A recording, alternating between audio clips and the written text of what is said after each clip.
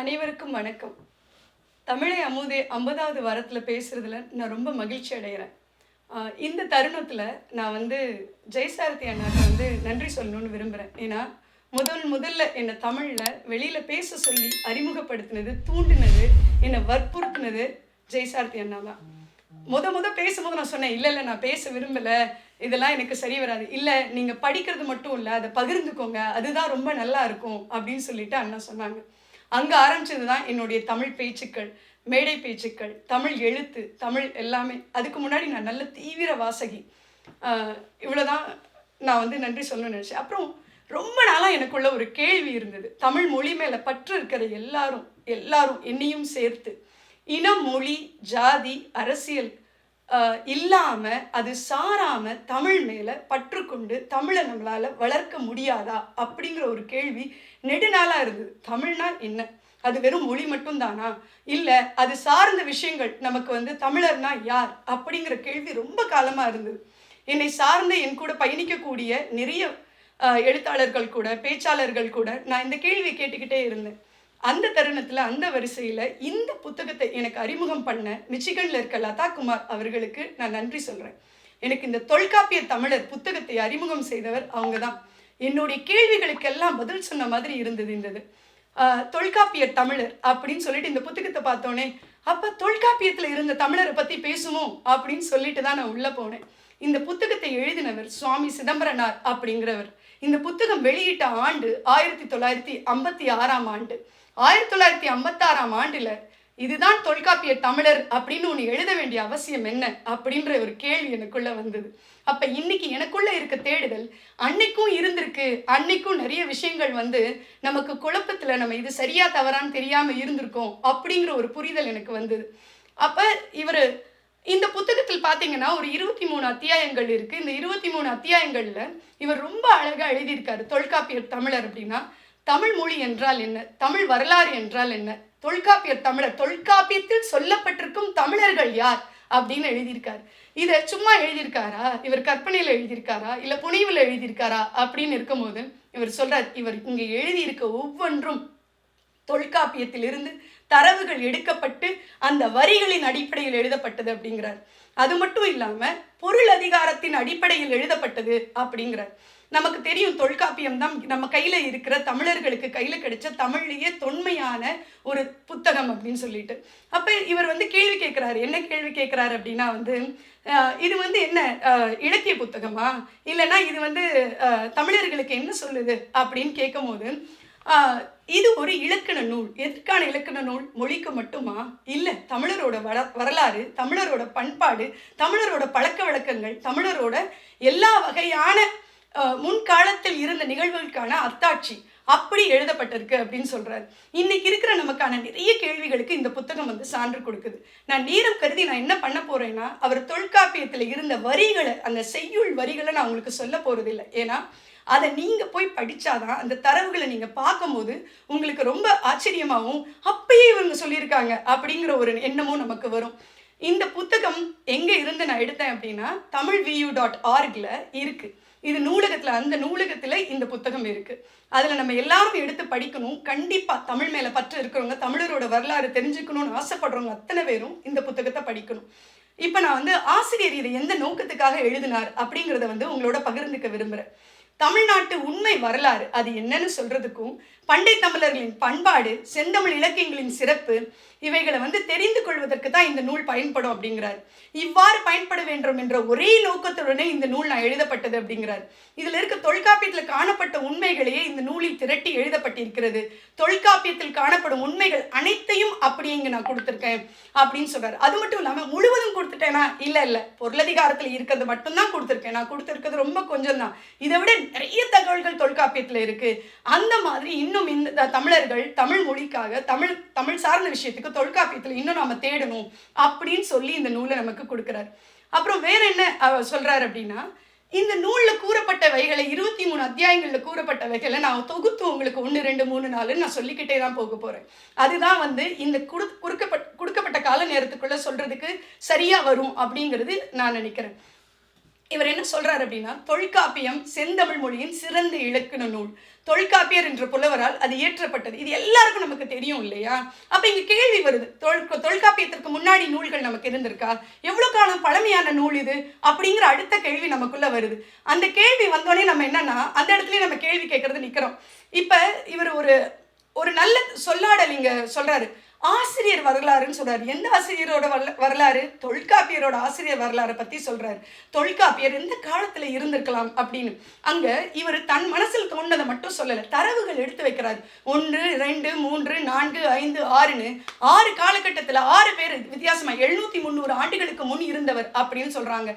ஒரு சிலர் 500 300 ஆண்டுகளுக்கு முன் இருந்தவங்க, சிலர் 3500 ஆண்டுகளுக்கு முன் தான் தொல்காப்பியர் இருந்தாரு, சிலர் 2000. அப்ப இவர் சொல்றாரு, அதெல்லாம் ஒரு பிரச்சனையும் இல்லை, நமக்கு கிடைச்ச பழமையான நூல் இந்த நூல் தான், எப்படி பார்த்தாலும் தொன்மையான நூல் இதுதான், அதனால நம்ம இந்த நூலை பத்தி தெரிஞ்சுக்கிறதுல தப்பே இல்லை அப்படின்னு சொல்றாரு.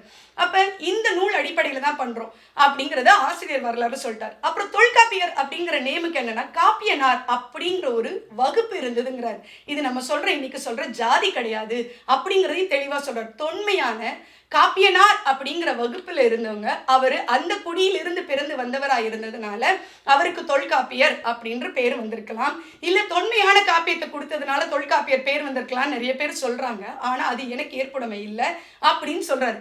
இங்க இந்த புத்தகத்தை நம்ம படிக்கும் போதே பாத்தீங்கன்னா பலதரப்பட்ட விஷயம் நம்ம பார்க்கலாம். இவர் தன்னுடைய கருத்தை மட்டும் சொல்லாம, தொல்காப்பியத்தில் இருக்கிறத மட்டும் சொல்லாம, இவருக்கு இணையான காலத்துல இருந்த பல பேர் எப்படியெல்லாம் இந்த நூலை பத்தி சிலாகிச்சு சொல்லியிருக்காங்க.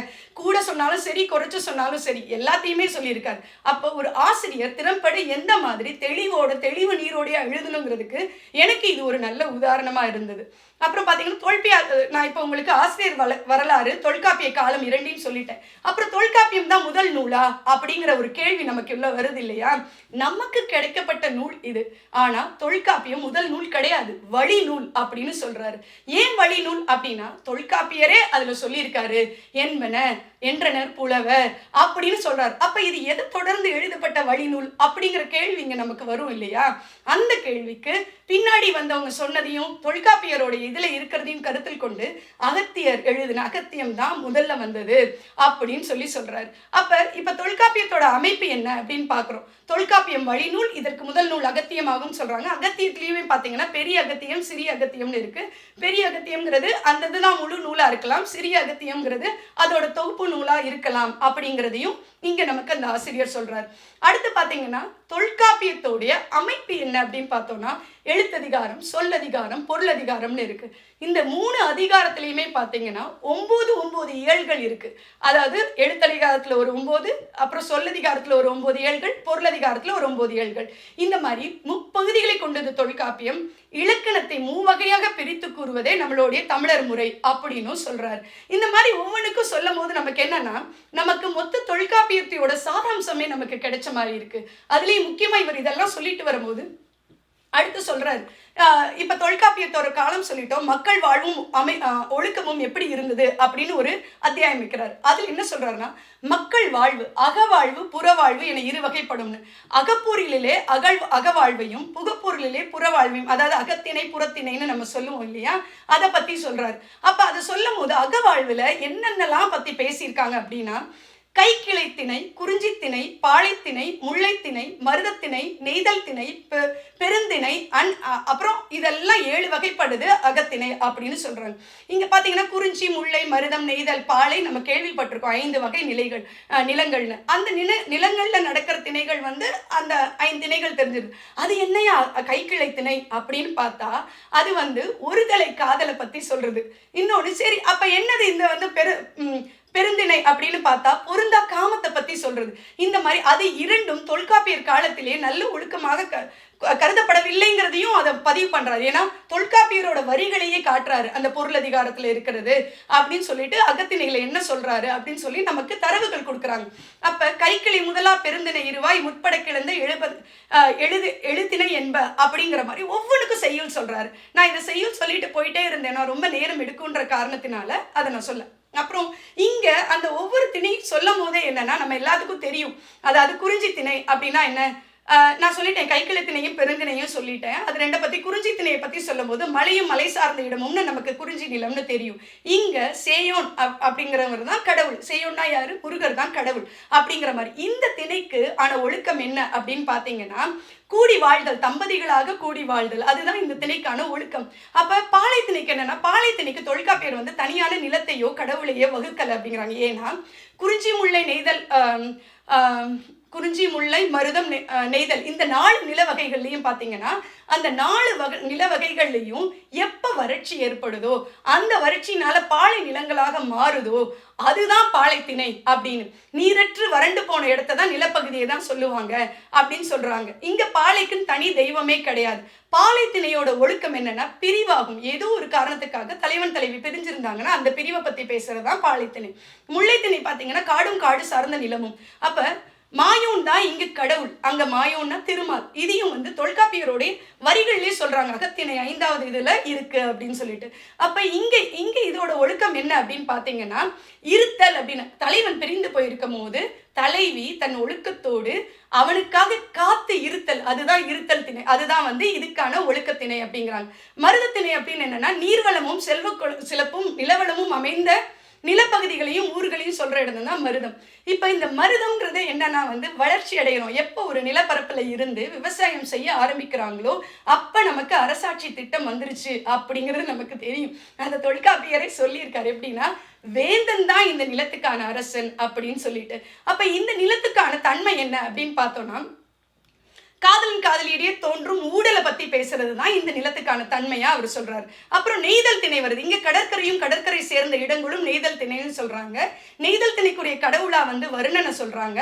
அப்புறம் இந்த மாதிரி சொல்லும் போது இங்க இருக்கிறது பாத்தீங்கன்னா, இந்த நெய்தல் திணையோட ஒழுக்கம் அப்படின்னு பார்த்தா இரங்கல். அதாவது என்னன்னா, தலைவன் காதலி வந்து இல்ல காதலன் பிரிவை நினைத்து மனம் மருந்து இருக்கிறாங்க இல்லையா, இரங்கலா இருக்காங்களா, துயரத்தை எப்படி இது போக்குறதுன்னு தெரியாம அந்த திணை தான் இதுக்கான திணை. இப்படி இந்த எல்லா திணைகளையும் சொல்லி அகப்பொருளுக்கான 7 திணைகளையும் சொல்லிட்டாரு. அந்த மாதிரி இப்படி சொல்லியிருக்காங்க. அப்புறம் வந்து அந்த பண்டைய காலத்துல மன வாழ்க்கை எப்படி இருக்குன்னு பார்த்திருக்கீங்கன்னா, களவு மனம் கற்பு மனம் அப்படிதான் இருந்திருக்கு. களவு மனம்னா காதல் புரிந்து அப்புறமா திருமணம் செய்து கொள்வது தான் கற்பு மனம். நம்ம இன்னைக்கு சொல்ற கற்புக்கான பொருள் கிடையாது அன்னைக்கு அது. அப்புறம் நம்மளுடைய தமிழர் பண்பாடுல எப்படி இருந்திருக்கு அப்படின்னா, வடமொழியில் அதாவது சமஸ்கிருதத்துல 8 வகையான திருமணங்கள் இருந்திருக்கு. ஆனா இவர் தொல்காப்பியர் நம் தமிழருடைய திருமணத்தை எதற்கோடு ஒப்பிடுகிறார்னா, காந்தர்வ மனத்துக்கு ஒப்பிடுறாரு. ஏன்னா அந்த ஒரு மனம் தான் ரொம்ப உயர்ந்த திருமணமா இருந்திருக்கிறதுனால நம்மளுடைய தமிழர் பண்பாட்டில் இருக்கிறது களவு மனம். அந்த களவு மனத்தினால் விளையக்கூடிய கற்பு மனம் வந்து கந்தர்வ மனத்திற்காக அதுக்கு ஒப்பீடாக சொல்கிறார். அதற்கும் செய்யுளை இவர் காட்டுறார். அப்புறம் பார்த்தீங்கன்னா இது சொல்லிட்டோம். அப்புறம் புறவாழ்வு பார்த்தீங்கன்னா, வெட்சி, வஞ்சி, உளிங்கை, தும்பை, வாகை, காஞ்சி, பாடான் என்பன 7 வகை புரைத்திணை. இது என்னன்னா, வெட்சி திணைனா பசு மந்தையை கவர்ந்துட்டு போயிடுவாங்க, அந்த கவர்ந்த பசுவை காப்பாற்றுறது. வஞ்சி திணைனா படையெடுத்து செல்வதும் அந்த படையை உடைப்பதும், அதுதான் வஞ்சி திணை.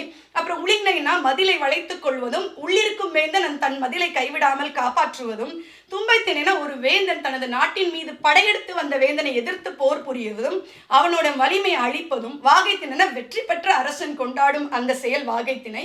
காஞ்சி திணைனா உலகம், இளமை, செல்வம் இவைகளை நிலையாமை பற்றியும் மற்றும் அறிவுரைகளையும் பற்றி எடுத்து கூறுவது காஞ்சி திணை. பாடான் திணைன்னு பார்த்தீங்கன்னா, மக்களை பற்றியோ கடவுளை பற்றியோ அவர்களுடைய ஒழுக்கம், வீரம், புகழ், கொடை இவை யாவையும் பற்றி பாடுவது வந்து பாடான் திணை அப்படின்னு சொல்லிட்டு நமக்கு தொல்காப்பியரோட வரிகள் மூலியமாவே நமக்கு இந்த ஆசிரியர் நமக்கு சொல்றாங்க. அப்ப இந்த சுவாமி சிதம்பரனார் ஆசிரியர் ஒவ்வொரு நிமிஷமும், இதாவது 1956 எழுதும் போது இவ்வளவு தரவுகள் நமக்கு கொடுக்கும் போது, தொல்காப்பியத்திற்கு மேல நம்ம என்னெல்லாம் தொல்காப்பியத்துல நம்ம பார்க்கணும், தமிழரா என்ன பார்க்கணும், தமிழ் மொழிக்கு என்ன பார்க்கணும் அப்படிங்கிறது நமக்கு தெரியுது.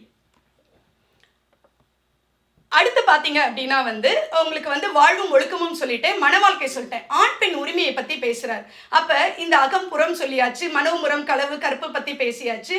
இங்கே நம்ம தொல்காப்பியர்லேயே நம்ம இப்போ இன்னைக்கு இருக்கிறவங்க என்ன சொல்கிறாங்கன்னா, நம்மளுடைய பழந்தமிழர் வந்து ரொம்ப நாகரீகத்தில் இது பண்ணவங்க, பெண்களை மதித்தாங்க, ஆண்கள் வந்து உயர்வு தாழ்வன் இல்லைன்னு. ஆனால் தொல்காப்பிய தமிழர்களின் பண்டைய வாழ்வில் ஆண்கள் உயர்ந்தவர்கள், பெண்கள் தாழ்ந்தவர்கள், ஆணுக்கு உரிமை, ஆணுக்கு இருந்த உரிமை பெண்ணுக்கு இல்லை, பெண்கள் அடிமைகளாகவே இருந்தார்கள் அப்படிங்கிற தரவுகளை அந்த வரிகளை கோடிட்டு காட்டுகிறார். அப்ப அது புதிதில்லை, அந்த காலத்துல இருந்திருக்கு, அது கொஞ்சம் கொஞ்சமா மாறி இருக்கு அப்படிங்கிறத நம்ம தெரிஞ்சுக்கணும். அதே போல சில பாகுபாடுகளும் இருந்திருக்கு. என்ன மாதிரி பாகுபாடு அப்படின்னா, இவர் ஜாதி பிரிவு இருந்திருக்கா தொல்காப்பியத்துலன்னு ஒரு 8வது அத்தியாயத்துல நம்மகிட்ட கேள்வி கேட்கிறார். அப்ப என்ன அப்படின்னு பார்த்தோம்னா, அந்தணர், அரசர், வணிகர், வேளாளர் என்ற 4 வகை பிரிவுகள் இருந்திருக்கு.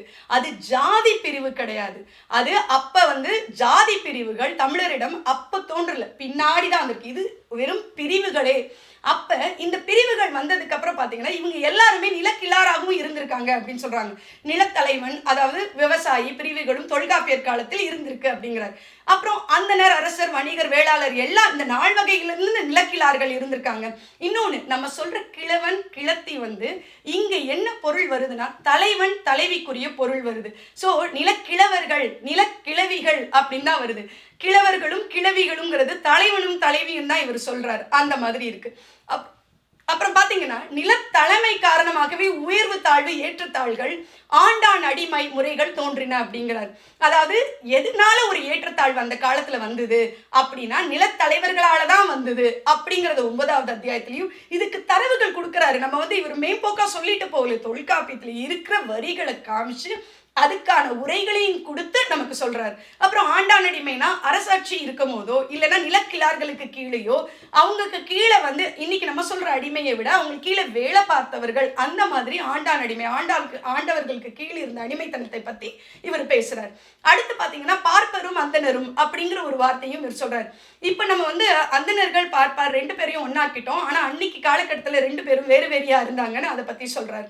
அப்புறம் தொல்காப்பியர் காலத்திலே வடமொழி வேதங்களை தமிழர் படித்திருந்தனர் அப்படிங்கிற ஒண்ணு சொல்றாரு.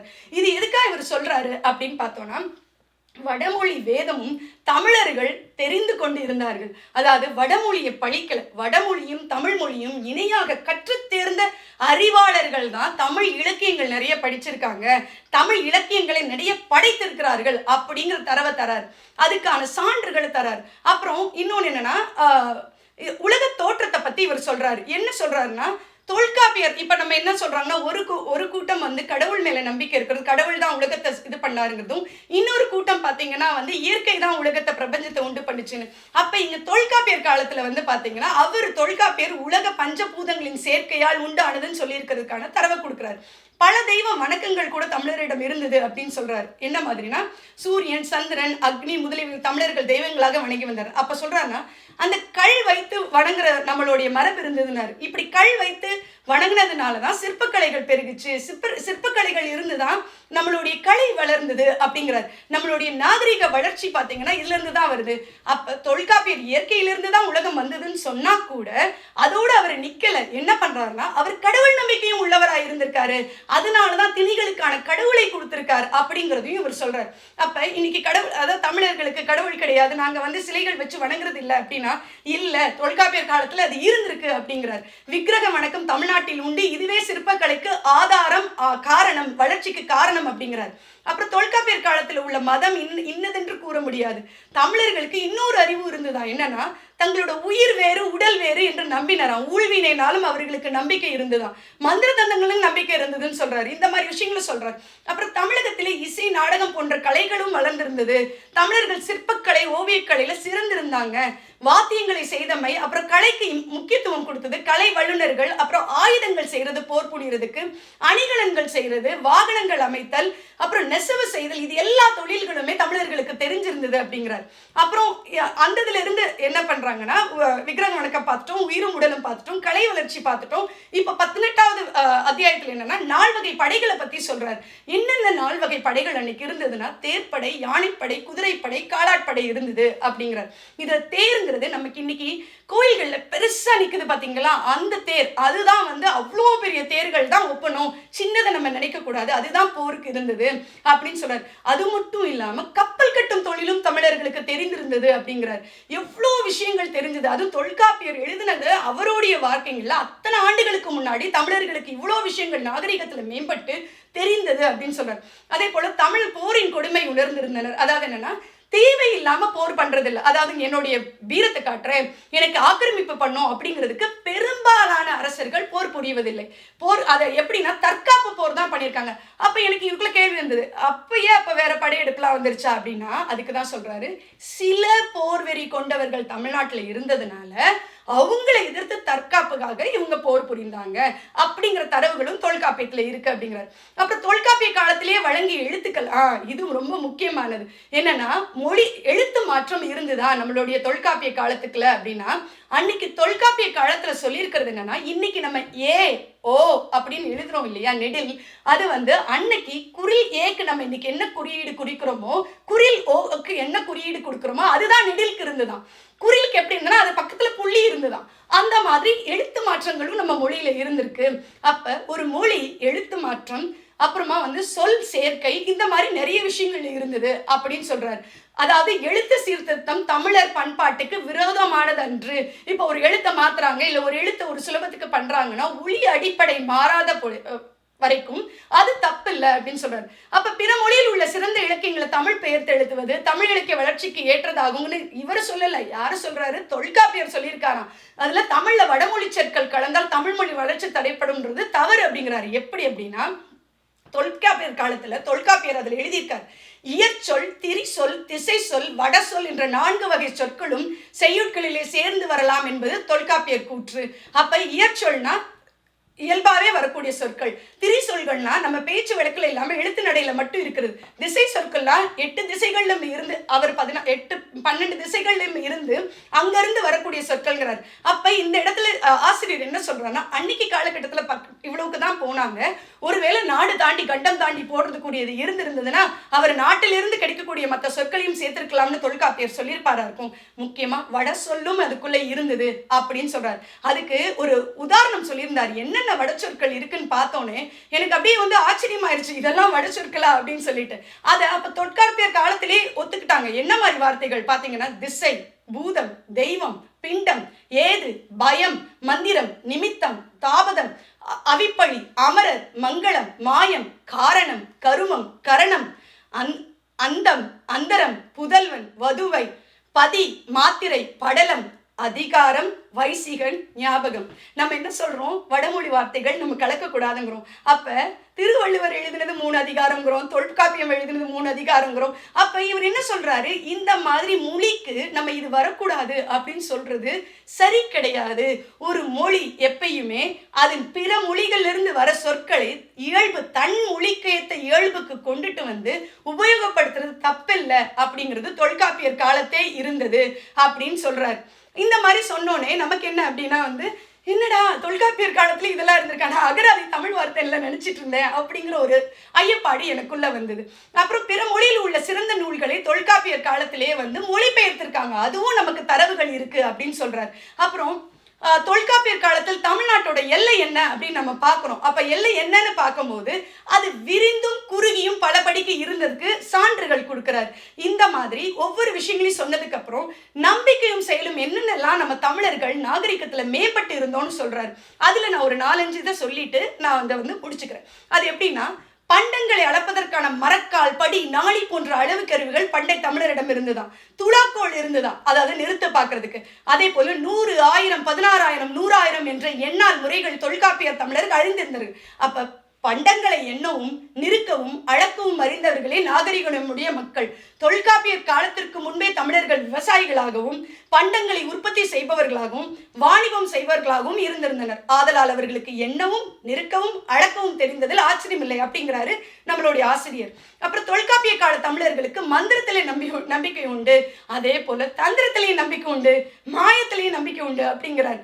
அதுக்கும் தொல்காப்பியத்திலிருந்தே சொல்றாரு, மறைமொழிதானே மந்திரம் என்ப அப்படின்னு தொல்காப்பியத்துல 171வது பாயிரத்துல இருக்கு அப்படின்னு சொல்றாரு. பெரியோர்களின் அதாவது நல்ல நாள் கெட்ட நாள் பார்க்கிற பழக்கமும் இருந்திருக்குன்றாரு. அதுக்கு என்ன சொல்றாருன்னா, மறைந்த ஒழுக்கத்தை ஓரையும் நாளும் துறந்த ஒழுக்கத்தை கிழவோர் கிளை. அதாவது என்னன்னா, இந்த கழிவு வாழ்க்கையில இருக்கிறவங்களுக்கு நல்ல நாள் கெட்ட நாள் பார்க்க மாட்டாங்க அப்படின்னு சொல்றாங்க. அப்ப நல்ல நாள் கெட்ட நாள் பார்ப்பாங்கிறது இதுல இருக்கு. அதே போல ஒரு போருக்கு போகும்போது சகுனம் பார்க்கும் வழக்கம் நம் தமிழரிடம் இருந்தது. அதுக்கு என்னன்னா, போருக்கு போக வேண்டிய அரசன் என்ன பண்ணுவாங்கன்னா அவங்களால கிளம்ப முடியும்னா அவங்க வாழை முன்னாடி அனுப்பிச்சு விட்டுருவாங்களாம் அந்த நல்ல நேரத்திலேயே. இந்த மாதிரி இதெல்லாம் தொல்காப்பியத்தில் புறநானூற்றுல நம்ம பார்க்கலாம் அப்படின்னு சொல்றாங்க. அப்புறம் மாண்ட கணவுடன் மனைவி உடன்கட்டை ஏறும் பழக்கமும் பழந்தமிழர் இருந்து இது தொல்காப்பியத்திலே இருக்குன்னு போட்டிருக்காங்க. அப்புறம் பார்த்தீங்கன்னா கற்புடைய மனைவி தன் கணவனோடு உடன்கட்டை ஏற போகும்போது அதை வேண்டாம் என்று சொல்லி விளக்குவாரோடு எதிர்த்து கூறும் பாலை நிலையும் அப்படின்னு ஒரு செய்யுள் வருது தொல்காப்பியத்துல. அப்ப இல்லறம் நடத்துவோருக்கு பல கடமைகள் இருந்தது. அதுல என்னென்ன கடமைகள் அப்படின்னா அந்தனர், அறிஞர், தேவர்கள் இவர்களை வணங்கி வழிபாடு செய்வதும் அவர்கள் கடமைன்னு சொல்லியிருக்காங்க. அதே போல துறவரம்ங்கிறது என்னன்னா சும்மா சும்மா இல்லறத்திலே இல்லாம போறது பேரு துறவரம் இல்லையா.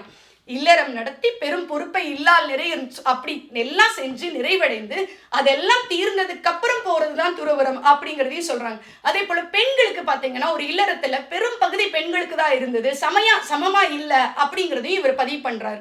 இந்த மாதிரி ஒவ்வொன்றும் தொல்காப்பியத்தில் இருந்து ஒவ்வொரு செய்யுளையும் ஆதாரமாக கொடுத்து எனக்கு எப்பயுமே இந்த மாதிரிலாம் சொன்னாங்கன்னா என்னுடைய ஆராய்ச்சி மூலம் என்ன பண்ணுவோம்னா போய் உடனே தேடி கொடுத்து பார்க்கும். இதனால நான் என்ன பண்ணேன்னா ப்ராஜெக்ட் மதுரையில் தொல்காப்பியம் புத்தகம் இருந்தது. அந்த புத்தகத்தில் இருந்த பொருளாதாரத்தோட ஒவ்வொரு இதையும் பார்க்கும்போது இது எல்லாம் இருந்தது. இது எல்லாமுமே அதற்கான அர்த்தத்தோடு உரையோடு இவர் என்ன சொன்னாரோ அதே போல இருந்தது. தொல்காப்பியர் தமிழருக்கு என்ன இருந்ததோ அதை தான் சொன்னாங்க. அதே போல பெற்றோரோட குணம் தான் பிள்ளைகளுக்கு உண்டு அப்படின்னு சொல்றதுன்னு தொல்காப்பியர் சொல்லியிருக்காராம். தந்தையர் ஒப்பர் மக்கள் அப்படின்னு கற்பு நிலையில 7வது பாக்குறதுல சொல்லியிருக்காராம். மனைவி மக்களை துறந்து அதை நான் உங்ககிட்ட ஏற்கனவே சொல்லிட்டேன். அப்புறம் இறப்பு, நிகழ்வு, எதிர்வு இதுவும் நம்ம நம்பணும் அப்படின்னு சொல்லியிருக்காங்க. அப்புறம் சிலர் துறவரம் பெண்கள் ஆண்களுக்கு என்னன்னு பார்த்தீங்கன்னா மனைவி இருந்துட்டா திரும்ப பண்ணிப்பாங்க போல. ஆனால் பெண்கள் என்னன்னா ஒன்று உடன்கட்டை ஏறுவாங்களாம், இல்லைன்னா துறவரம் போயிடுவாங்களாம். அப்படி ஒன்றுதான் இருந்தது அப்படின்னு சொல்றாரு. இந்த மாதிரி எல்லா விஷயங்கள்லையும் அதாவது நம்ம நினைக்கிறோம்ல ஒவ்வொரு விஷயங்கள்லையும் நமக்கு இருந்த ஐயப்பாட்டி இப்பதான் வந்திருக்கோ அப்ப முன்னாடி தமிழர்கள்லாம் இந்த மாதிரி இருந்திருக்க மாட்டாங்களோ அப்படின்னு சொல்லிட்டு. அதே போல இன்னொன்று சொல்றாரு, தெய்வ கடவுள்னு ஒன்று இருந்ததா, நினைச்சது நடந்துருச்சுன்னா நான் கடவுளுக்கு இதை செய்யறேன் அப்படின்னு. அந்த மாதிரி ஒவ்வொரு விஷயத்தையுமே நமக்கு சொல்றாரு. அப்ப இது எல்லாம் படிச்சதுக்கு அப்புறம் எனக்கு என்ன தோணுச்சு அப்படின்னா நம்ம எதையும் எதிர்க்கிறதுக்கு முன்னாடி மறுக்கிறதுக்கு முன்னாடி பண்டை தமிழரோட உண்மையான நாகரிகம் என்ன அப்படின்னு ஒத்துக்கிறது இருக்கு இல்லையா, அதுதான் தமிழனா நாம செய்ய வேண்டியது. அதுதான் நம் மொழிக்கும் நம்மளுடைய பண்பாட்டுக்கும் கலாச்சாரத்துக்கும் செய்யக்கூடியது அப்படின்னு சொல்லிட்டு நான் நினைச்சேன். அதை தான் உங்களோட பகிர்ந்துக்கணும்னு நினைச்சேன். அப்புறம் இது கடைசியா இவர் சொல்லி முடிக்கும் போது என்ன சொல்றாரு அப்படின்னு பாத்தீங்கன்னா, சிறந்த செய்திகளை எளிதிலே மக்கள் புரிந்து கொள்ளும்படி புதிய பாடல்களே நூல்கள் ஏற்றலாம், இது இலக்கிய வளர்ச்சிக்கு ஏற்ற வழியுமாம். இம்முறையை தொல்காப்பியர் ஒப்புக்கொள்கிறார். விருந்தே தானும் புகுவது கிளந்த யாப்பின் மேற்றே அப்படிங்கிறார். தொல்காப்பியர் காலத்திலே தமிழர் வாழ்வு எவ்வளவு தலை சிறந்தது என்பதை காணலாம். தொல்காப்பிய கால தமிழர்கள் வகுப்பு வெறியற்றவர்கள், மொழி வெறியற்றவர்கள். அவர்களிடையே ஒழுக்கத்தால் தொழிலால் உயர்வு தாழ்வுகள் ஏற்பட்டிருந்த போதிலும் எல்லோரும் ஒற்றுமையுடனும் ஒன்றுபட்டு வாழ்ந்தனர். நடுநிலையிலிருந்து தொல்காப்பியத்தை படிப்போர் இந்த உண்மைகளை காணலாம் அப்படின்னு சொல்லி இந்த புத்தகத்தை முடிச்சிருப்பார். இந்த புத்தகம் எனக்கு இன்னும் மேலும் மேலும் இலக்கியத்தை சார்ந்து யோசிக்கவும், சிந்திக்கவும், வாசிக்கவும், தெளியவும் எனக்கு வழிவகை செய்தது. அந்த புத்தகத்தை உங்களோட பகிர்ந்ததில் மிக்க மகிழ்ச்சி அடைகிறேன். நன்றி, வணக்கம்.